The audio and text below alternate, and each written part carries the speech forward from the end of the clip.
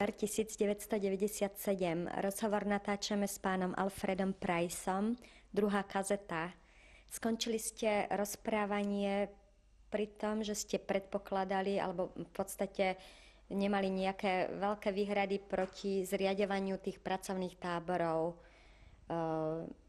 Ako ste vlastne vy konkrétne prežívali ďalej toto obdobie? Tak v roku 1941 bol som z Hanušovec asi, myslím, jeden z 5 mládencov, ktorí išli na odvod. A ja som bol jednom, pokiaľ sa pamätám, jediný, ktorý bol odvedený. A v začiatku ja i celá rodina boli celkom, nevedeli pochopiť, lebo určite som nevyzeral ako ten najsilnejší, alebo nejaké to. Ale to sa skutočne stalo, bol som odvedený a retrospektívne vidím, že to pravdepodobne pomohlo k tomu, že som do značnej miery že som prežil. Ale odvedení sme boli niekedy v marci či apríli, ale nastúpili sme do ktorom roku? 41, ale do služby sme nastúpili až na jeseň v tomto roku. Presný dátum si nepamätám, ale bolo to v októbri. Zaujímavé, že si nepamätám dátum, ale viem, že to bolo deň po Jom Kippur. A tak mimochodom, a deň po Jom Kippur boli potom v roku 1944, zrovna ten samý deň, deportovaní zo Seredi. Oni boli v tej dobe ako tam od jara 1944. Boli na tábore. V pracovnom tábore. Tam, spomeniem si možno pozrieť na to, ako sa to volalo. A priamo ovšem odišli do plynu, ale boli aj s bratom. Ale v tom roku 1941 som proste, myslím, že som sa už predtým zmenil, že som pracoval na rôznych miestach, častočne aj s otcom v tých vlastných manipuláciách, ale to bolo veľmi málo, čo sa dalo tam robiť. A potom, ale poslednú časť civilného života som strávil v jednej dedinke urodený, ktorý som rodinu učil deti, v rodine učil deti, jak proste v tých aspoň sekulárnych predmetoch, tak aj v židovských, ako napríklad som ich učil trochu hebrejsky, alebo chumaš, viete, ale také veci. No ale potom som nastúpil do Sabinova, tam sme boli odvedení, tam bolo veliteľstvo 6. pracovného práporu, do ktorého 6. pracovný prápor bol židovský. A neviem určite, či kresťania neboli v tom 6. prápore, tí boli zvlášť, pokiaľ boli v pracovných táboroch. Ale mám dojem, že cigáni boli v tom samom prápore. Ale nie som si úplný. Iná rota to bola cigáni, ale myslím, že boli tiež v 6. pracovnom prápore. No a tam som prežil do roku 1943, ale nie v Sabinove, ale tak niekoľko miest bol som v Sabinove, v Čemernom, Svetom Júrii, v Humenom,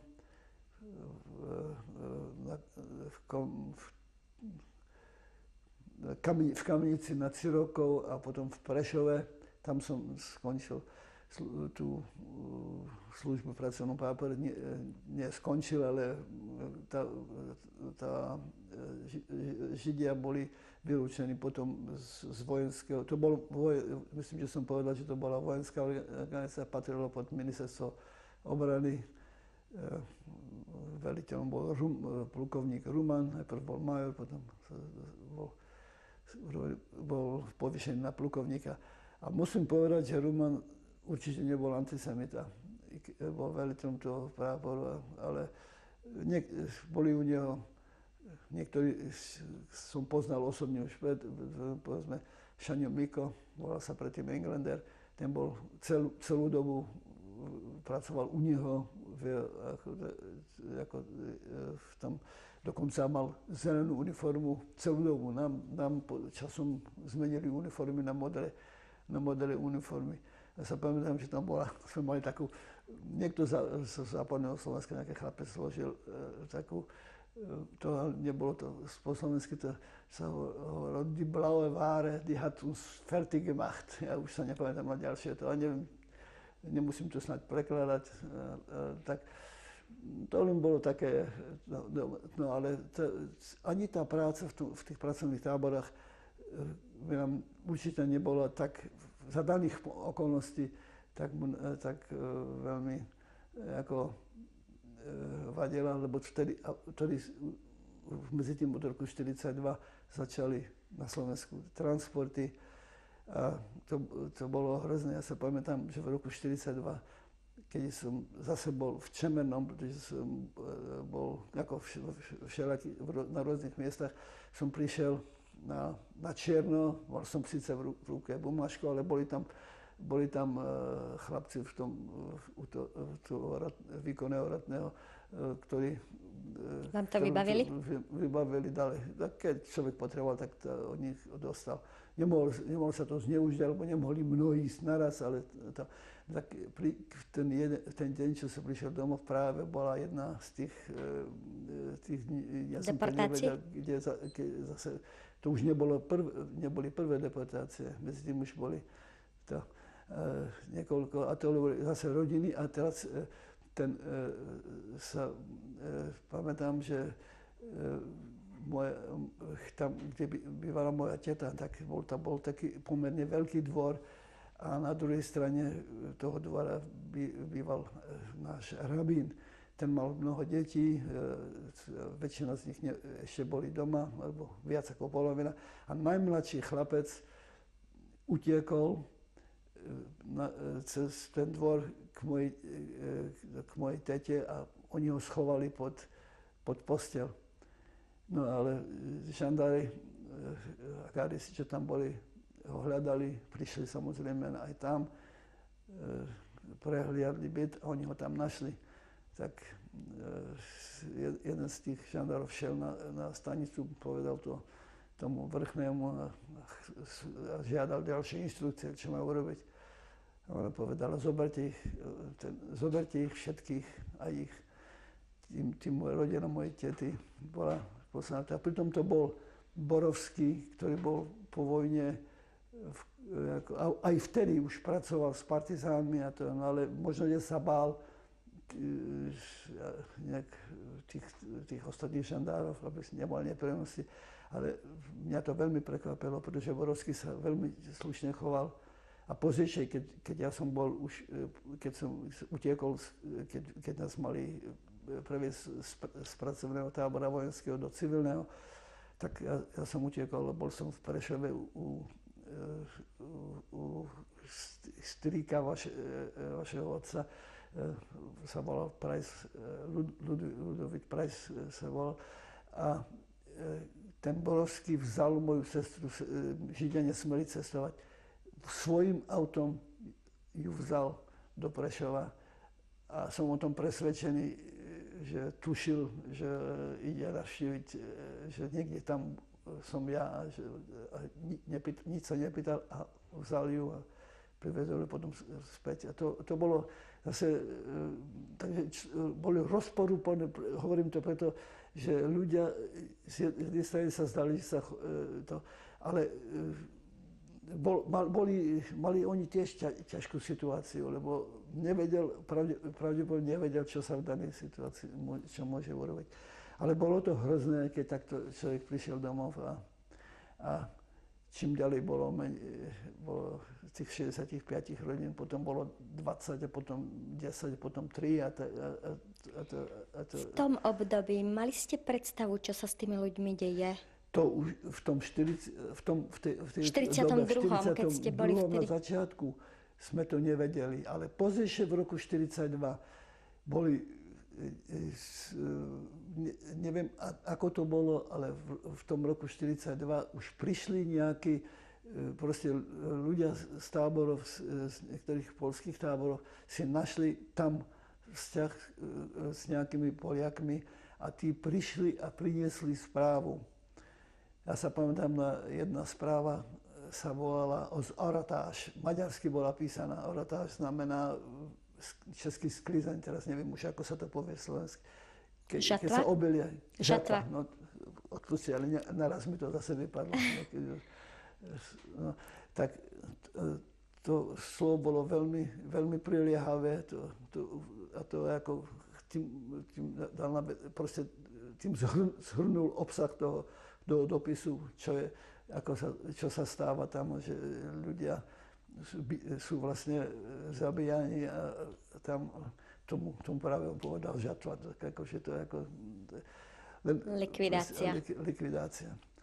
A tak od tej doby sme to vedeli a boli takí, ktorí mali styk cez, neviem ako, ale povedzme, v Sečovciach bol jeden taký človek, ktorý mal vzťah, taký podzemný vzťah k vysokým úradom. A vedeli sme, že sa v preklade dostalo táto správa aj iné správy k Tisovi a k Tukovi až. Nehovorím, že nemali priame tí ľudia, ale proste určite sa to k ním dostalo. Ale samozrejme nič neurobili. A keď skončili v tom 42. Na deportácie, tak potom pozdejšie Šaňomach prehlásil znovu, príde marec, príde apríl a deportácie a transporty pôjdu zas. No, tak to bolo, tak sme mali len obavy, či ešte aj to bolo. Vaša rodina zatiaľ v tom období nebola deportovaná? Moja rodina nebola deportovaná, žila v Hanušovciach, otec, matka, aj sestra. Sestru hľadali, žiadali s obsom, prišli do bytu a ako sa to stalo, že ju nenašli, keď boli tam s obsom, to neviem si do dneska vysvetliť. Bola schovaná za pec, ktorá mala, to bola kachlová pec a vzadu mala takú, to že sa dalo do toho, ako niečo ako, bolo to,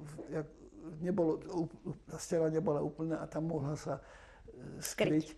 No ale že s obsom ju nenašli, to neviem, skutočne, tak to mala šťastie, sa zachovala. No a až potom na jaru 1944 posledné zvyšky museli sa sťahovať Židia. K tomu by sme ešte došli. Ja by som sa chcela spýtať, teda kedy, už ste spomínali ten dátum, kedy ste sa vy dostali z toho pracovného tábora a čo sa dialo ďalej? Tak pracovný tábor bol zlikvidovaný, vojenský pracovný tábor bol zlikvidovaný, myslím, že to bolo koncom marca či apríla. Teraz neviem určite, ale roku 1943. A my sme pracovali medzi tým v Prešove, ja som bol vtedy v Prešove, bol nás tam celá skupinka asi 12, alebo koľko židovských chlapcov. A proste väčšina z nás, mali sme byť prevedení pod vojenskou kontrolou, to znamená ten náš predák, nás mal doviesť do toho. Ale my sme, väčšina z nás, už sme vedeli, že to bude, že to príde, nevedeli sme presne dátum, ale v posledných chvíľach sme mali, tam náš vedúci bol Pšenička, ktorý bol poručík a pozdejšie po vojne bol, myslím, predsedom okresného národného výboru v Prešove. Ale on celkom nebol to, niekedy musel ukázať, že nás nepovažuje za rovnocenných ľudí, bol nás niekedy veľmi hrubý, ale nič zlého nám určite neurobil. A boli sme radi, že sme boli tam. No a ale keď to malo skončiť, tak sme predákovi povedali, no ale nám prídu ešte nejaké peniaze, máme dostať od tej firmy, kde sme pracovali. No tak sme ho požiadali, aby tam išiel.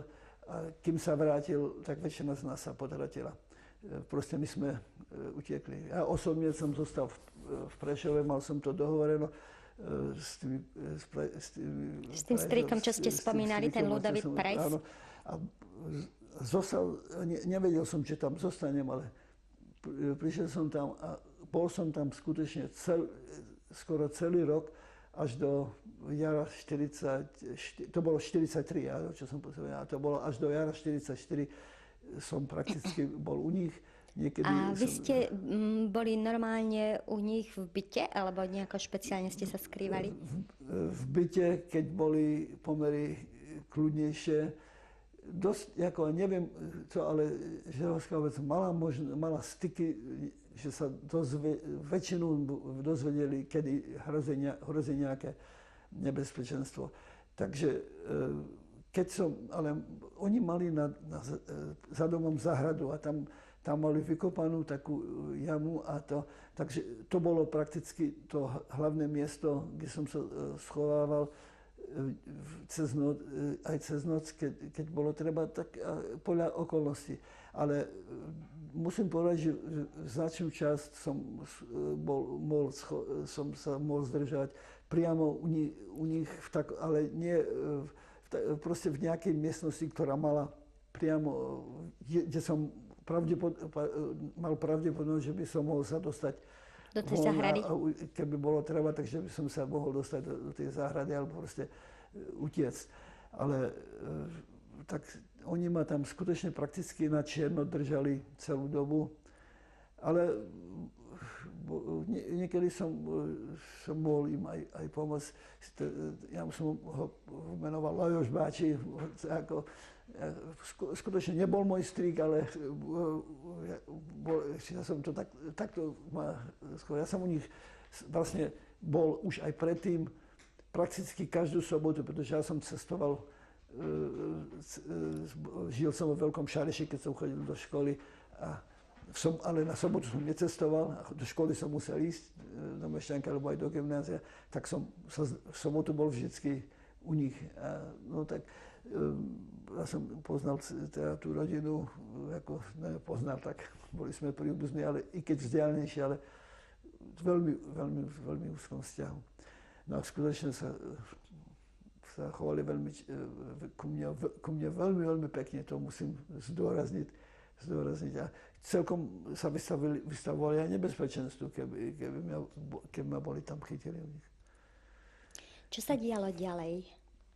To znamená, vy ste spomínali, že ste boli do jara 44 u tohto strýka. Áno.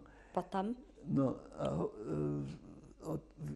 na jaru 44 sme dostali tu, vedeli sme, že už aj to, že Židia z východného Slovenska, že sa už blížila fronta, že musia, ale to neboli deportácie, to proste evakuácia. A tá evakuácia, ja myslím, že nebola ani pod nejakým gardistickým dozorom, lebo si nespomínam, síce som nebol s nimi, ale nespomínam si, že by mi rodičia povedali, že boli deportovaní tam a myslím, že dostali proste ako príkaz, že musia odísť. To sa volalo potom Zemianská Kerť, kde oni boli. Ale ja som tú noc predtým strávil v tej záhrade, ale ráno som nikoho nevidel a to myslel som, že môžem si dovoliť ísť hore do bytu a keď som zazvonil, aby som sa dostal dovnútra, tak naraz, kde som vzali, tu sa vzali dva detektívy v civilu samozrejme. No a legitimovali ma.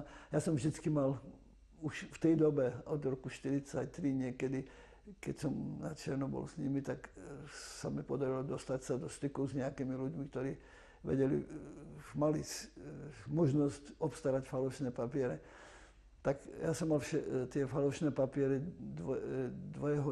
dvojakého druhu, jedné na meno, na falošné arijské meno. A druhé bolo z toho, že som na dovolenke pracovného tábora? Z pracovného tábora v Novákoch. No a tým detektívom som samozrejme neukázal arijské papiere, keď idem k ním.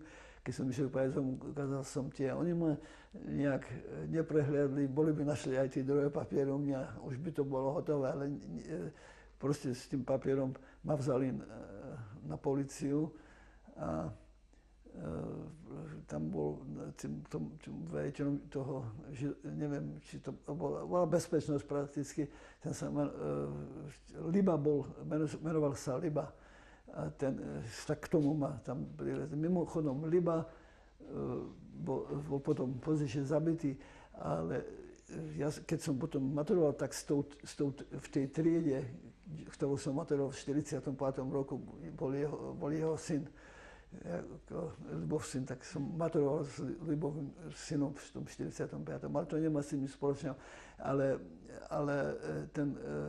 tam u toho vedľa toho pracovného stolu sedel na stoličke doktor Popper. Ten bol ako taký činiteľ spojka s úradmi, myslím, že bol aj predsedom tej obce, keď sa ešte dá hovoriť o obci v tom roku, ale bol ako židovský. Tak som stačil mu pošepkať, pán doktor, povedzte mu, že ma poznáte. Som nejak stačil, on mal medzi tým telefonát alebo niečo takého. Ale on nevedel, meno som mu ani nestačil povedať. No tak keď som povedal Libovi, že myslím, že ma pán doktor Popper pozná, tak vedel, že viem, o koho sa jedná. A doktor Popper povedal, no my ich podporujeme, no ale osobne je ich tam viac, tak môžem povedať len, že viem, že ich podporujeme. No on to vzal za to a povedal mi v ten deň, vráťte sa ešte ten samý deň, aby som odišiel, keby ma chytili ešte raz tam, že ako by to malo nejaký iný dopad. Tak som sa vrátil ešte k tým Prajsovým, lebo som si zobral veci a odišiel som ten samý večer, lebo po obede vlakom a rozhodol som sa vystúpiť v Liptovskom Mikuláši, pretože som vedel, že tam sú nejakí tiež Prajsovi ešte, ktorých som v živote nevidel inakšie, no ale nevedel som, čo mám kde, čo a kam sa obrátiť, a nechcel som ísť do tábora priamo. Som si myslel, do tábora v tej dobe sa môžem dostať kedykoľvek, alebo keď ma chytia, tak ma dajú až také zábera. Tam začal už vlastne môj život na arijské papiere, pretože už v tom vlaku som už používal mal som Môžete povedať, na aké meno boli vystavené tie papiere? Boli vystavené meno Andrej Petraško, to bol môj spolužiak z gymnázia, ale on to neboli jeho papiere.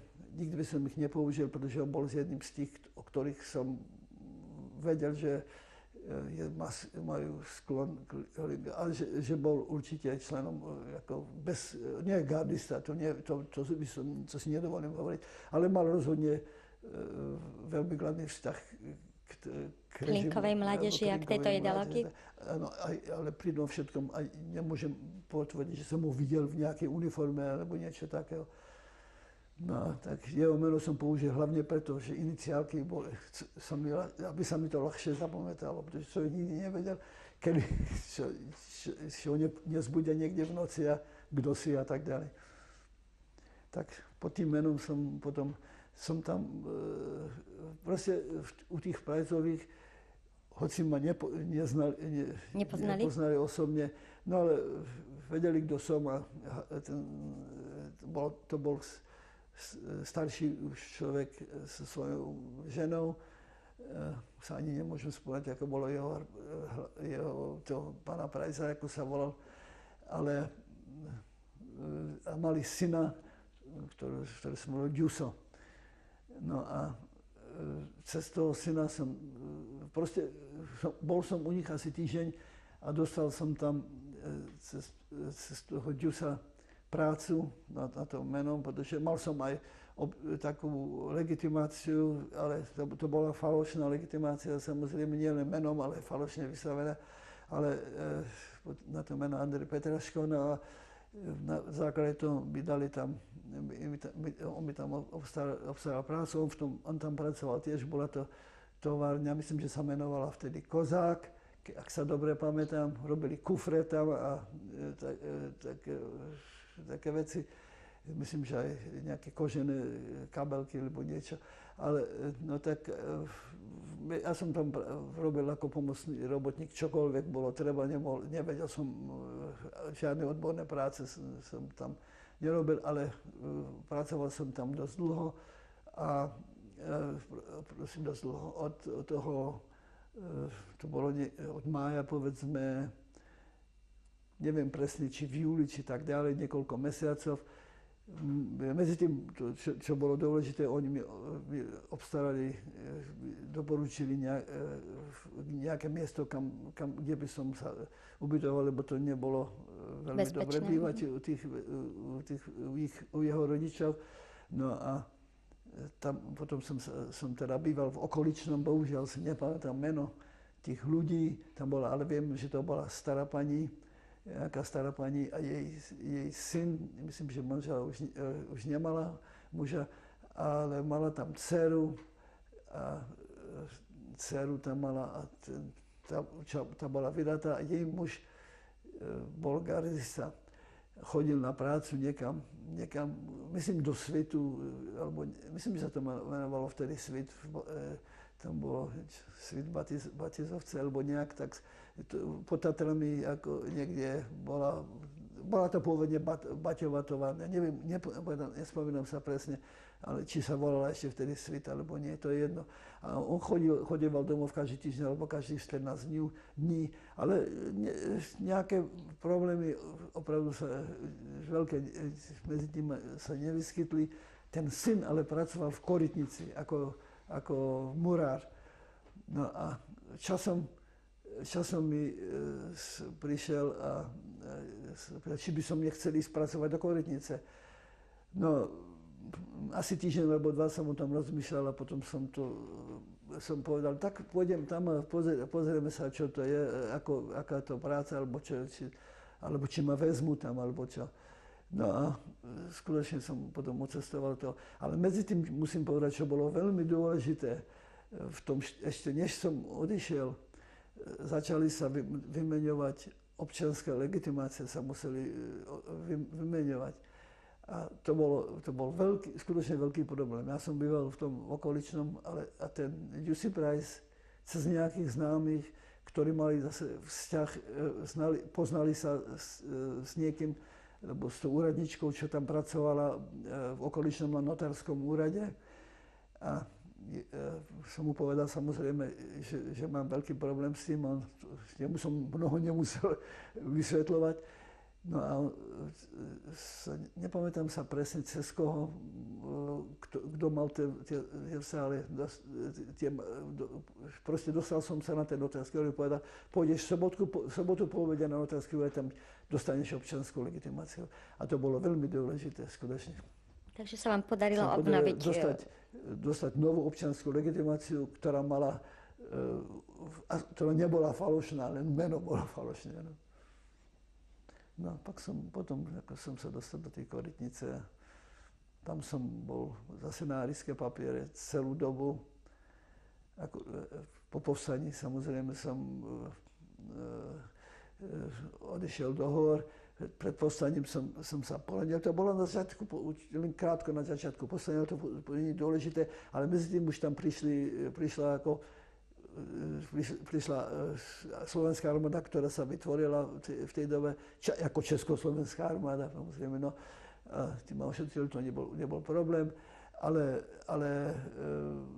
proste tam som žil, ale keď skončilo povstanie, tak som utiekol do hôr, tam som bol niekoľko týždňov a proste nenašiel som nejakú